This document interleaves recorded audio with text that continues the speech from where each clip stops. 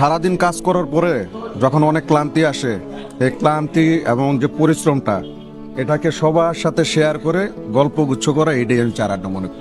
December মাসের শেষ কিন্তু চলে আসতেছে, কিন্তু চা এন্ড চিলে এই শীতের মধ্যে সিঙ্গারা আর চা কিন্তু আপনাকে দিতে পারে একটি অন্যরকম অনুভূতি।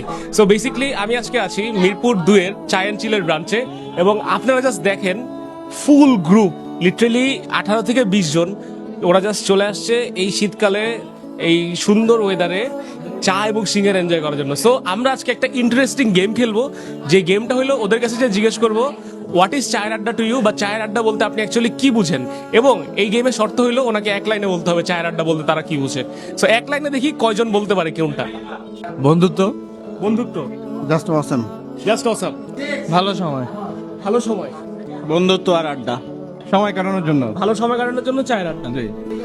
সারাদিন কাজ করার পরে যখন অনেক ক্লান্তি আসে, এই ক্লান্তি এবং যে পরিশ্রমটা এটাকে সবার সাথে শেয়ার করে গল্পগুচ্ছ করা, এটাই আমি চার আড্ডা মনে করি। ভাইয়া এক লাইনে তো আমি পারবো না। আচ্ছা ঠিক আছে ভাইয়া, অনেক বড়ভাবে ডিসক্রাইব করে দিছে, বাট অ্যাকচুয়ালি কিন্তু চায়ের আড্ডা ডিসক্রাইব করতে কিন্তু এক সেন্টেন্স আসলে করা যায় না যদি আপনি এভাবে ভাবেন।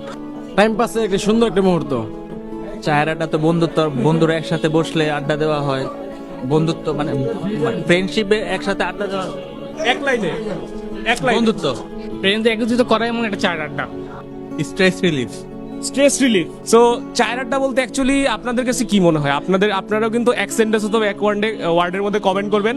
অ্যান্ড এই শীতকালের এইরকম সুন্দর একটা ওয়েদারে চা এন্ড চিলের সিঙ্গারার চা কিন্তু হইতে পারে আপনার next hang out place or next যে কোনো কিছু করার জন্য একটা জায়গা।